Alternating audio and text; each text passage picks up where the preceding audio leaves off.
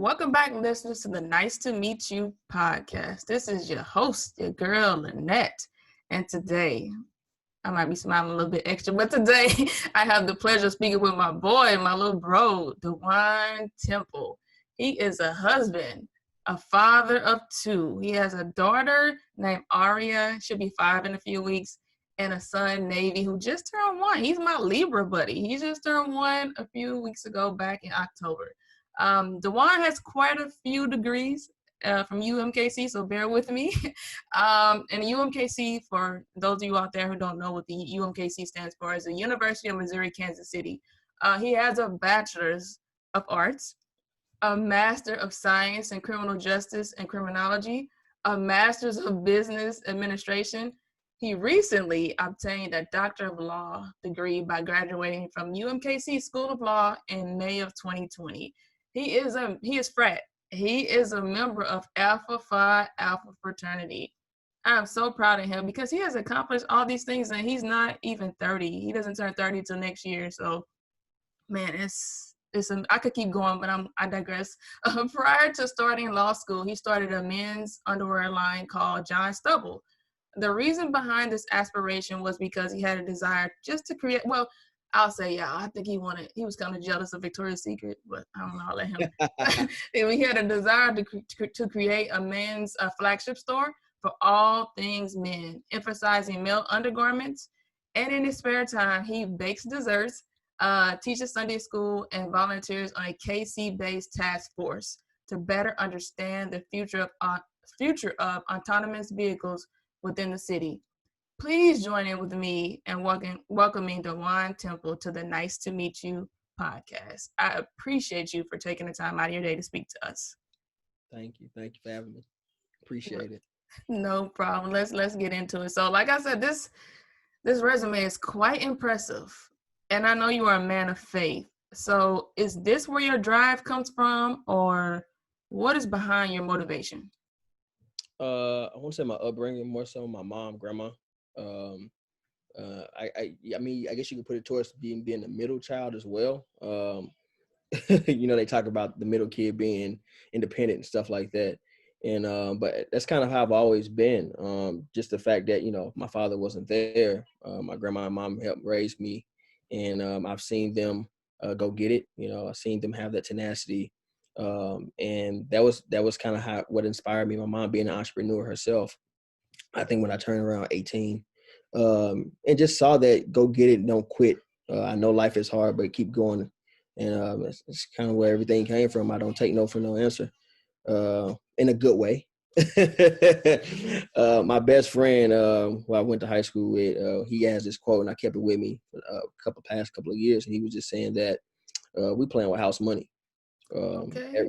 Yeah, and ever since he said that, I'm just like, you're right, man. He said, we know how to live. We know where we come from. We ate noodles before. We do the Kool-Aid. We done all that. We lived our food stamps, what I'm saying, paycheck to paycheck. And now we not there no more. So even if it all failed, we know how to survive. And that's kind of where we at now. So, I just I live with that. I also shout out to Jay-Z daughter, Blue Ivy. She said she never seen a ceiling in her whole life. And I take that with me. Wow. And I teach my kids the same thing. Ain't no such thing as ceilings. We can go wherever we want to go. You know what I'm saying? So that's my mindset. Just keep pushing. No, I mean, so you could have went the other way. Have you ever doubted yourself? Have you ever been like easy money? Because like I said, I always speak about in my episode, like in the Black community, we see easy money all around us. Yeah. And so to do right, it's easier to do wrong, and it's harder to do right. So have you ever had a battle with that? Maybe briefly in high school. Of course, I'll be transparent. I wanted to be like my brother for a short stint in high school. They were like 16, 17. I wanted to sell drugs. I wanted to be a D-boy, right? So I was trying to be a hot boy like Lil Wayne and them. Okay. I was trying so much to be Lil Wayne. I walked like him. I ain't had a dreads or whatever, but I really was trying. And then I think after a while, I'm like, this ain't for you. You ain't cut like that, bro. And I met my mentor, which I call him Pops to this day, Marlon Warden. Shout out to him, St. Louis, Missouri, gentleman of vision. Okay. And he introduced me to Alpha Alpha as well. And ever since then, he has allowed me and guided me to a right track. where I needed to be, and that was my turning point. I was 17. Yeah, it was my turning point for me, and I'm thankful for it. And since then, he's inspired me to not doubt myself, inspired me to look within, inspired me to get exposed to more things, and that's happened for me, and I'm thankful. I'm blessed. So speaking, like I said, you're a man of God. When did that shift? When did you decide to give your life to God? What was that thought process? Man, it was funny is I share this story often. It happened when I was like 18-ish. I was always in church, but it comes to a point in your time in life when you turn like it's like that 16-ish, 17-ish, where you kind of gotta like make a decision on your own. Like, yeah, I know I've been in church, but it's like now you gotta that peer pressure hit you in high school. Yeah. You gotta make a decision what you about to do right now. Are you gonna be a church kid or are you gonna be out here? Yeah. And right before I went to college, I got baptized, and I didn't know the significance of it. It happened around May. Okay. I got baptized in the same day, and I was working at White Castle. I smoked a whole blunt in celebration. I did not know Dewan did that, y'all. Not this little innocent church. Okay, I'm sorry. Go ahead. Yeah. I'll be transparent. Okay. I got baptized at Restoration Temple, left, went to work, smoked a whole blunt with my homeboy, and we was excited. And it was like, well, you got baptized. I'm like, it was celebration. And I didn't take it serious, honestly. I didn't take salvation serious for the first 5 or 6 months. Okay. It didn't really kick in until November, December when I was at UAPB my freshman year. And that was like right after homecoming where homecoming, right? I'm drinking, smoking with my guys. And then I held this gun because they was passing a gun around. I held this gun and I'm literally looking at the barrel, stupid, looking down the barrel. And I'm like, bro, what are you doing? They like, bro, what you get that gun out your eye like that, bro? And I'm just like, at that point, I'm like, what are you doing? This is not you, fam. So after that night, I never went out. I haven't been out since that night. What were you gonna do with it? You thinking about you? I won. Okay. I was here. I guess I'm trying to get in your head. I'm trying to get it.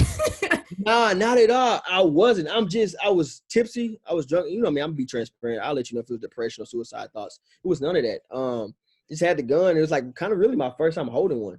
And I'm just examining, then I'm just like, oh man, it's crazy. They're like, bro, what are you doing? And I'm like, I don't know, bro. And I kind of felt dumb. I felt embarrassed. And I'm just like, yeah, this ain't it. So I just kind of like snapped out of it. And we went back to the room. I don't think I ever went out the rest of the year. I started picking up, praying more. I started fasting more. When the church was on consecration back in St. Louis, I go on consecration. Those 3 days. Yeah, it was hard too. It was hard being on that campus consecrating, man. That was tough. Man, that was heavy stuff for me. But I locked in. And that's what propelled me in the faith, to see how much I can survive down there.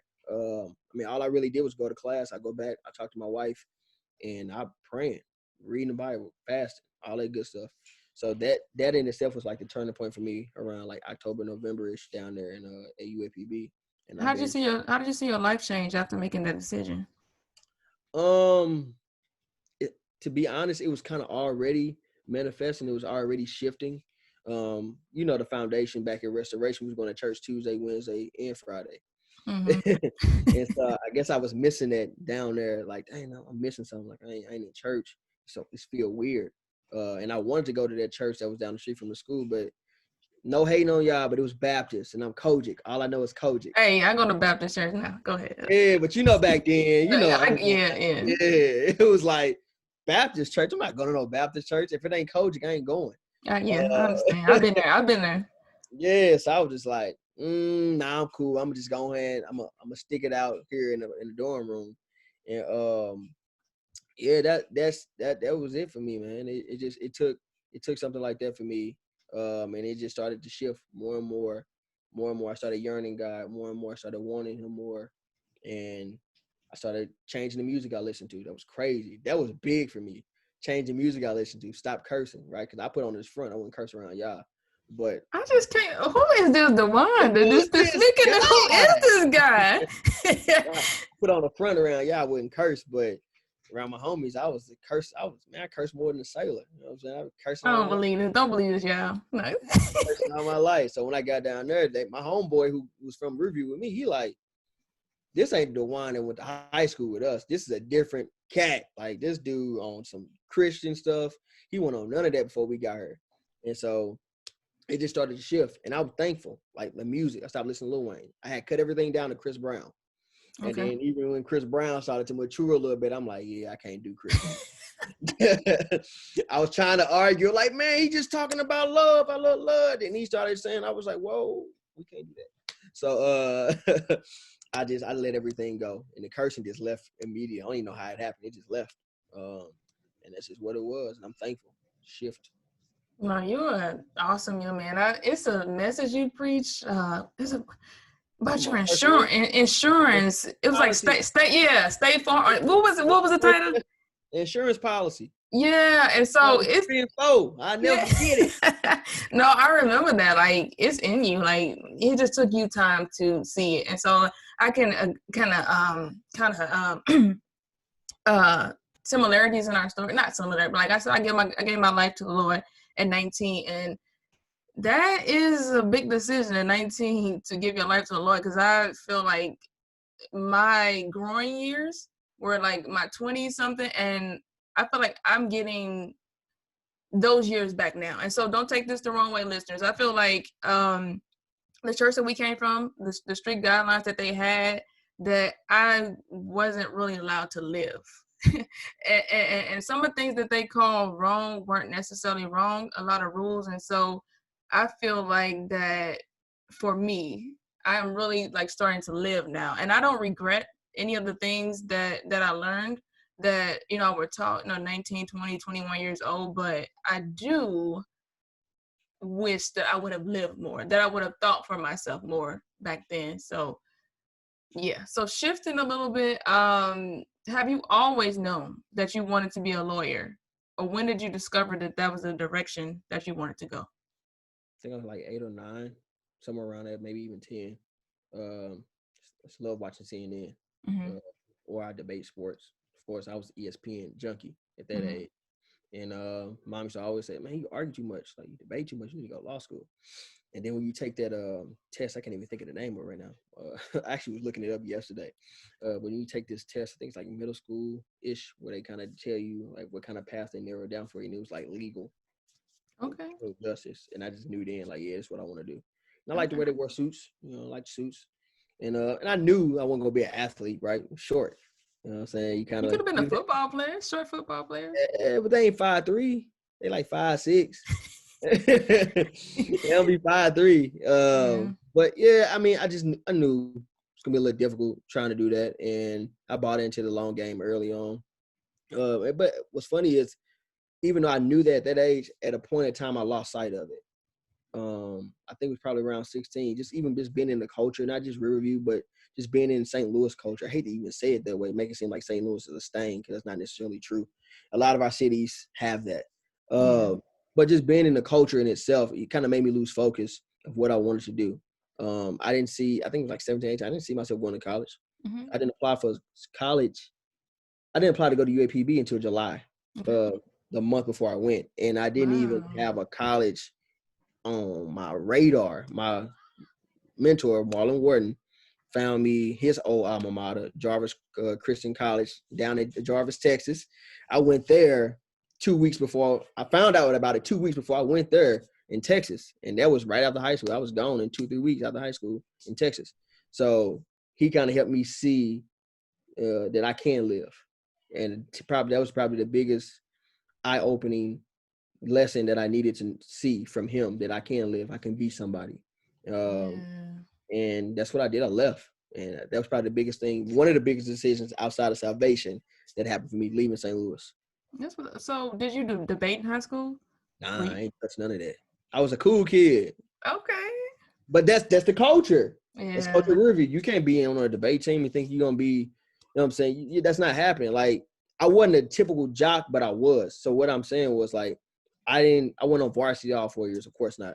But everybody knew me as the guy who played sports. Like, I played basketball. I was always that guy. I was cool with everybody. You know what I'm saying? I was cool with all smart kids. I was cool with all the dusty kids. I was cool with all the hood Not people. Dusty kids. I was some dusty kids. I'm being honest. If you get it in high school, you get it. I know. And I was cool with everybody who played sports, because them was all my homies. And so like my junior and senior year, debate. I've been on the debate team. And then the step team, I wasn't doing the step team either because that was corny at high school at that point in time. So when I was on after my senior year, after I got cut from the basketball team, still salty about that, Coach Wallace. Let them know that I'm still salty about that cut, but it is what it is. I started hanging out with my homeboys with the step team, and that's when it kind of started trending upward. Okay. And I'm like, cool, that's what's up. So people started seeing me like, okay, well, he ain't on the team, but that's the Dewan. Like, we know Juan. Everybody know Juan. And so it was just like that. And yeah, that's what it was, man. It was a good moment for me. I wasn't on the debate team. I wasn't on nothing government. I wasn't on the president board. I was a president of the DECA team, but that was kind of that was senior year too, after I kind of didn't really care what nobody thought no more, because it's like I had solidified my status as who I was. I hate to say it like that. Like, I'm still living in high school, but that was the dynamics of high school. You got to play your role. You got to find your role, because you can easily be with this group of the nerds or the brainiacs or who. And me, I was just like, I'm Juan. Y'all know me.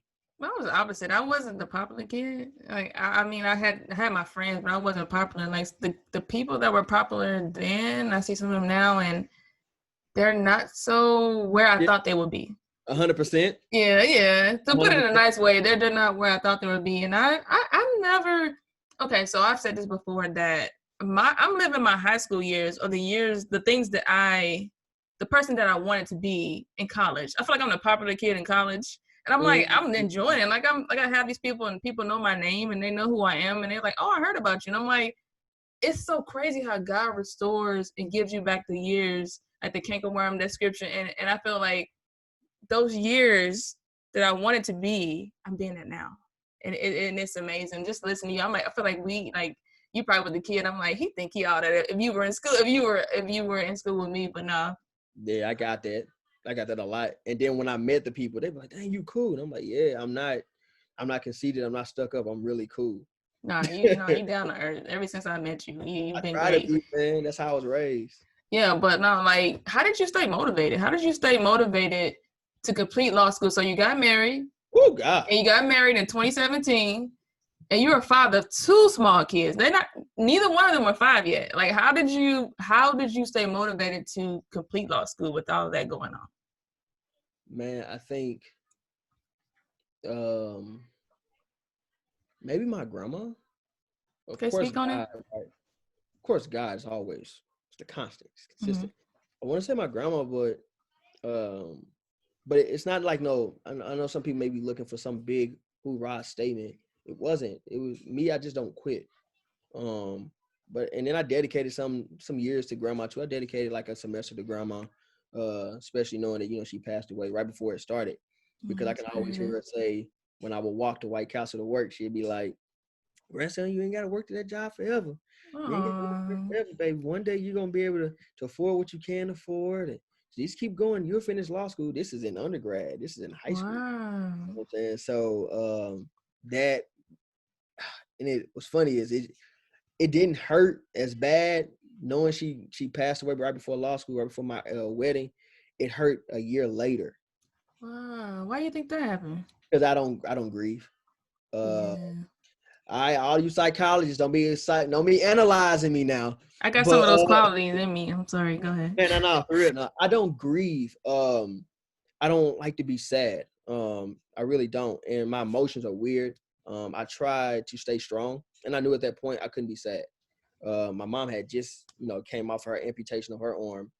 The wedding was right there. Then grandma passed the week before Mother's Day. Yeah. You know what I'm saying? So it was just so much happening.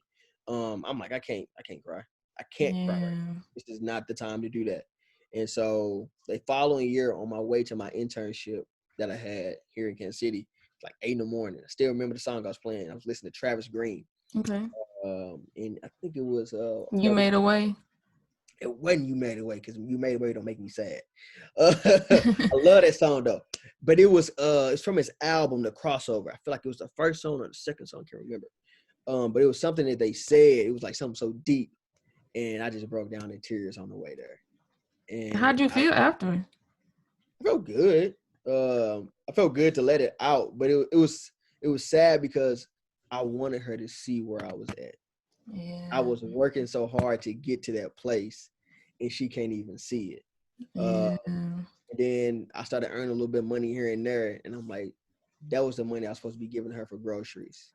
Uh, Because when I was there for my teenage years, she would go shop at the pantry, and she wouldn't really have that much money. And I'm like, Grandma, just wait, I got you.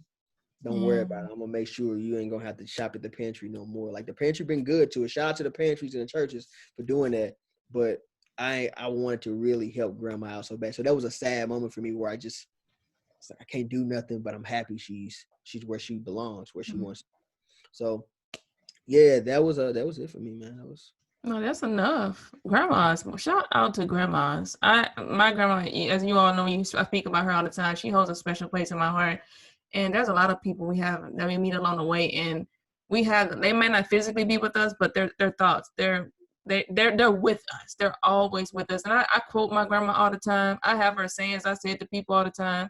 She's still with me. She's right here in my heart. Like your grandma, I know she's still in your heart. She's still yeah. in your head everywhere you go. And so let's talk about John Stubble a little bit. Ooh. So back in 2017, I believe is when you started that. So okay, so what was the thought process when were you thinking to totally switching over to being a businessman, or were you and walking away from law school, or were you like, I'm gonna do both? I'm gonna be a businessman and I'm gonna do law school. I think it was a mixture of both. Because I was at the defining point in my life where it's like, what do you want to do? You want to be a lawyer? You want to be a lawyer and a businessman or entrepreneur? And then I'm like, oh, you can do both. I didn't know you could do both, right? Okay. So that's what I wanted to do with it. That's what I still kind of want to do with it, kind of, right? That's keyword kind of, because I'm still not 100% sure where I'm headed.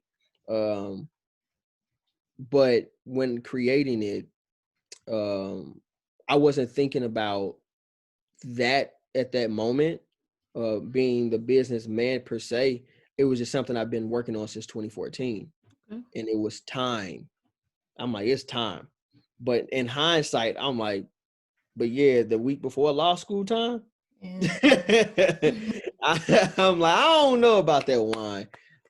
Maybe you could have held off on a little bit longer, but I feel like it was time at that moment, to just get out there and see what happens. And I did good from what I saw Yeah, you from had a my lot of good material. I'm sorry, I just didn't have a man to buy for y'all. no, I appreciate it. Yeah. Nah, it was good. And I shut it down 2L year, but that's because law school got tough. It got heavy. Our second year ain't no joke. And I learned a little bit more too. That was a part of the other reason why I shut it down. I learned a little bit more about the law, I learned about contracts, I learned about the business side of structuring your company, your organization, learning about Missouri statutes and thinking about how to close a business down the right way. I mean, that was the class I was in my 2L year. And I'm like, yeah, maybe let me Okay. calm that down a little bit.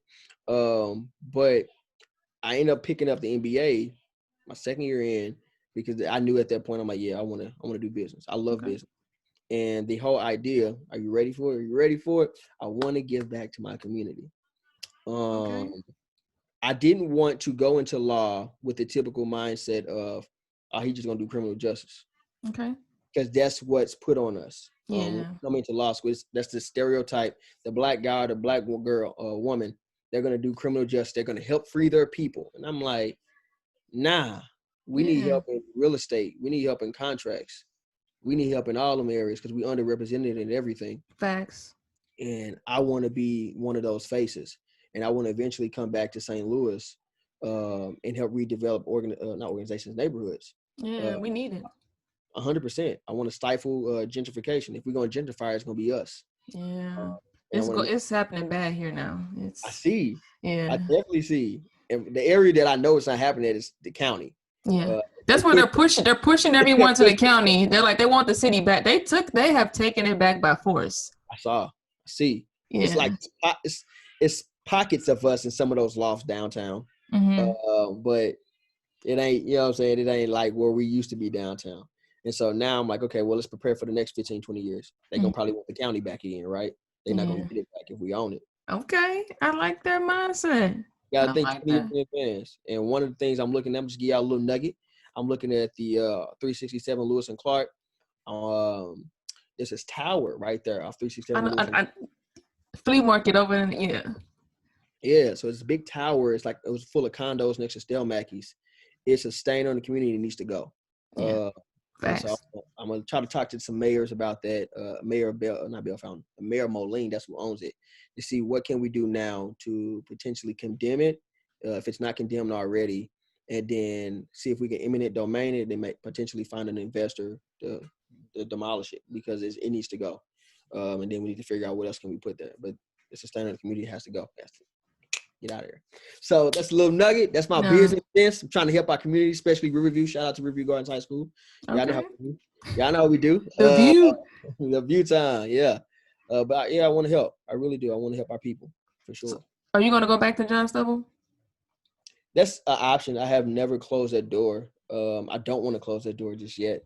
Because it's like it's not that I'm everywhere with my mindset. It's just I'm trying to figure out what's next. Okay. I mean, is it a firm job? Is it an in-house counsel position? Is it John Stubble? I don't know. You know what I mean? Like, is it commercial real estate? Even though I know it takes more time because they want experience. Is it, you know, I can't say, I ain't gonna tell you that, but is it another subsidiary of John Stubble? You know what I'm saying? For women? Yeah, I don't know. Yeah. Yeah. Okay. So I don't know, man. We'll see. We'll see. Now my boy, he got a lot of stuff in his dome. So shifting a little bit because we're gonna wrap it up in a little bit. So fatherhood and being a husband. So can you speak on? We got to get the wifey in. Can you speak about what your wife has meant to you on this journey and what has been the best part about fatherhood? So that's 2-part question. Yeah. Wife, fire. Support system. She's been here since I was 18. Okay.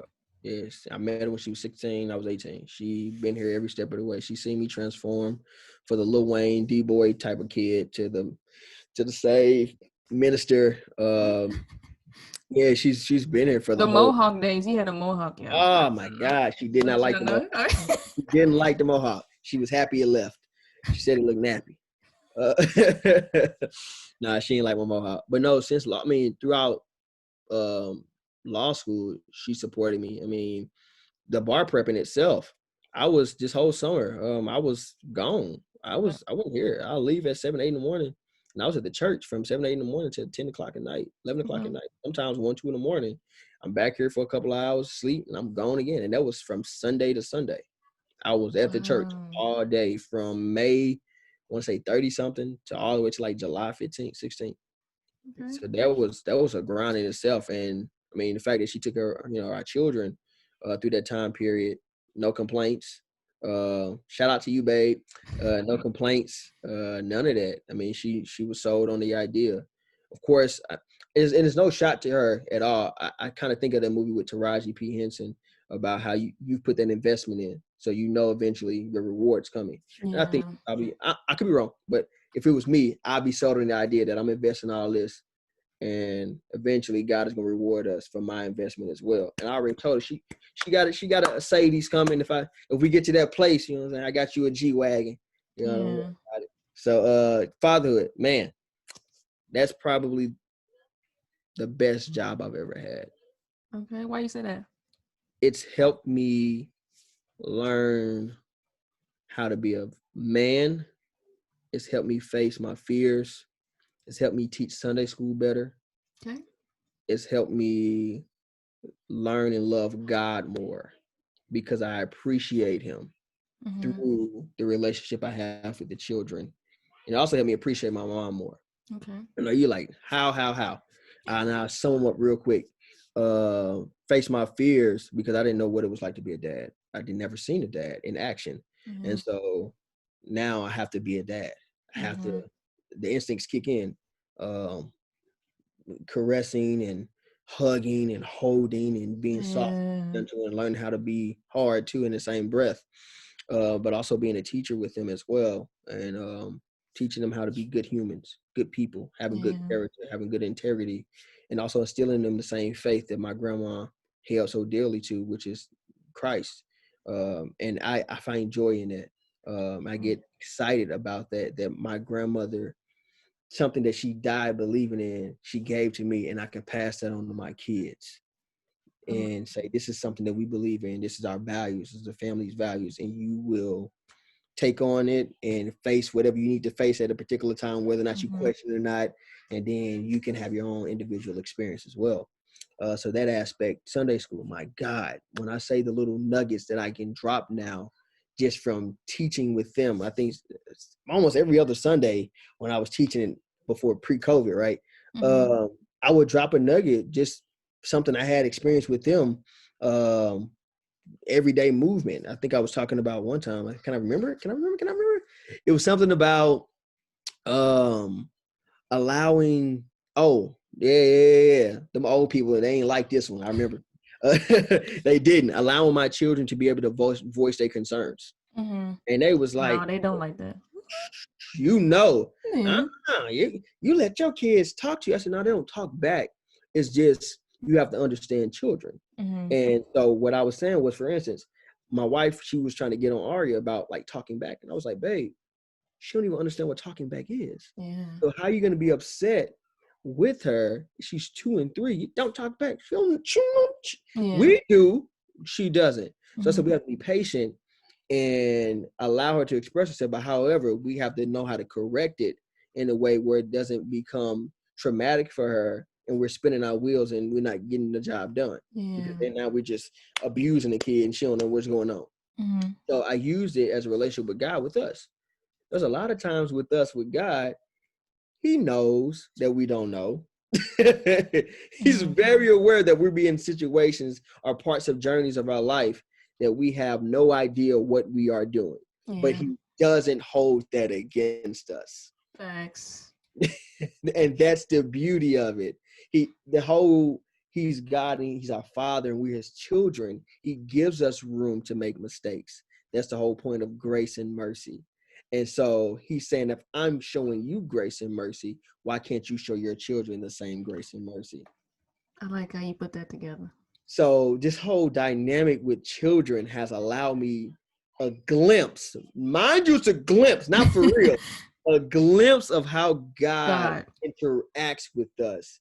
And it allows me to be more patient. And allows me to be more understanding, more compassionate.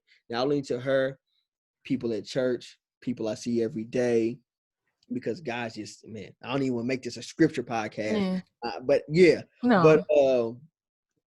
what else? No, you broke it down. I get it. Yeah, so the father has been amazing. Yeah, because and listening to you talk is that I'm learning as a teacher that children are individuals and we must allow them to not be robots because they're shaping and molding their personalities and we don't want to make their personality to be what we want it to be. And so they're individual. They're little people. Yes, they are. They're little people and they are themselves. We don't need to conform them to what we want them to be. We're there to guide them. That's why God put us on this earth, to guide them, because their brain isn't fully developed yet. So we're there to kind of guide them and so they don't get hurt. And so before we close it out, I would probably be in trouble if I did not ask this question. There's a statement that says, behind every great man, there's his mother. What does your mom mean to you? What values has she instilled in you to make you the man that you are today? And then we'll close it out with that. Let's see. I can go 10,000 different directions with this one. Hi, Mom, if you're listening. Independent. What's funny is we were just talking about this, me and her. We was watching Mike Todd. And he was talking last Sunday about father forgiveness. And me and her was just talking about this whole idea of having mommy issues and daddy issues. And it's not just relegated to women. Men have them too. Yes. And so he said something so dope and I brought it to her. He was like, you saw your mom as being independent, but honestly, she was broken and hurt. I felt that. He said, because she had to be independent.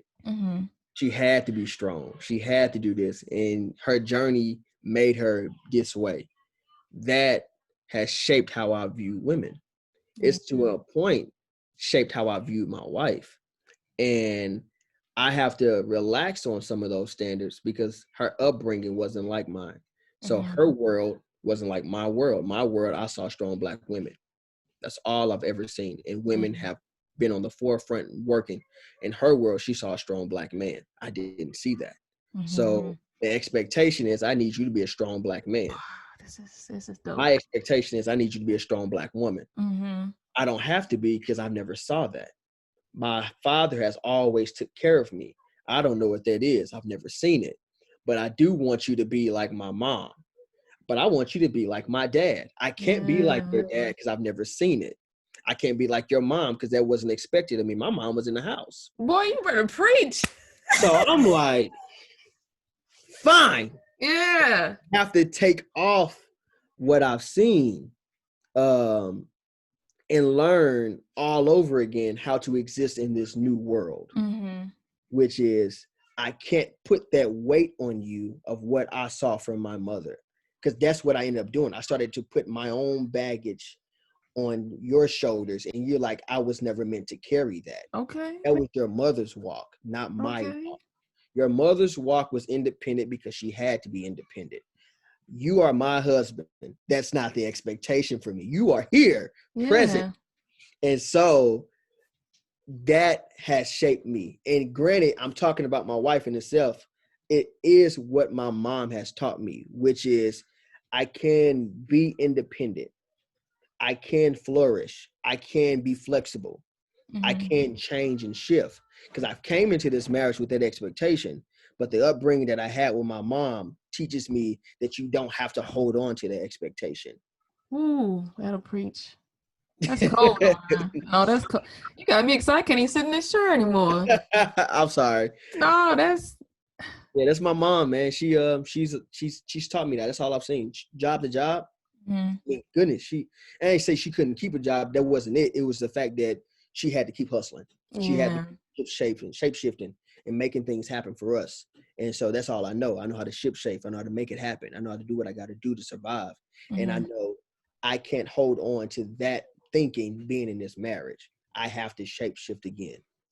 I'm glad you said it because, like, with me being independent, like, as you all know, my story with being raised by my grandma mostly, sometimes my mom, and I learned how to survive. So I've only had to depend on me. And so when I meet that guy, like the guy that I don't meet that like actually gonna hold me down, like I'm gonna have to give up all of that because I'm used to taking care of me.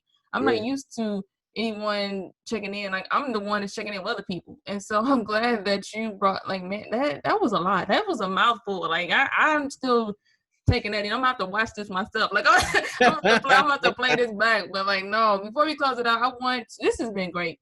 This is my bro. I love him. Like, this is so. How can the listeners keep in contact with you? Like on your journey when businesses are coming out, maybe follow you on IG, Twitter. Just throw out your social media handles so we can follow you. Shoot, let me see, because I didn't shifted them a little bit. Well, I shifted my Twitter yesterday. No, my Instagram. My Instagram is it's Juan. It's underscore ITSJUAN. You follow me on the gram. I rarely post on there. Twitter, you see me on there. I'm live on Twitter. Okay. Twitter, what is it? I think it's Juan though. Let me see. I'll drop it in the comments because I'll look it up. Big facts. It's underscore Wando. Okay. JAUNDO.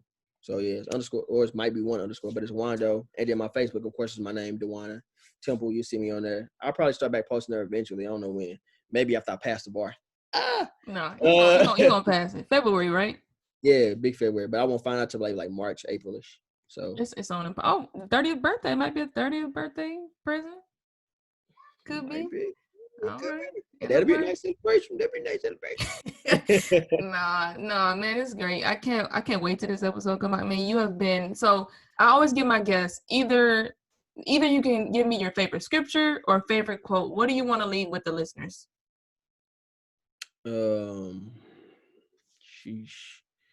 Favorite scripture or quote. I kind of said it earlier. Yeah, I kind of said it earlier, but I'd probably give you one of my rap verses. It was from it's kind of what Meek Mill said in his intro of Championships, his last album. He said, I'm not gonna say the curse word, but he said he don't care if that crown heavy, put it on my head. And that's how I live my life, man. Yeah, Give me the burden, give it to me. I'm gonna figure it out. And that's why I encourage the listeners to do the same thing. We all are gonna be faced with challenges and trials in our lifestyle, but stick it through. Stick it through. You're gonna make it. Nothing lasts forever. It will never last forever. It's just a trials, a season, and then once it's over, you look at your bumps and bruises. Say it wasn't that bad. It was cool. And I learned from it. Now on to the next. oh, this has been great. And you all know in the Nice to Meet You world, I cannot leave you all without quoting my favorite scripture found in Jeremiah 29:11. For I know the thoughts I think towards you, saith the Lord, thoughts of peace and not of evil, to give you an expected end. God's going to bring us to our expected end, you and me. So this week, I want you to go out, continue to be great, continue to be amazing. Until next time, nice to meet you. Let's go.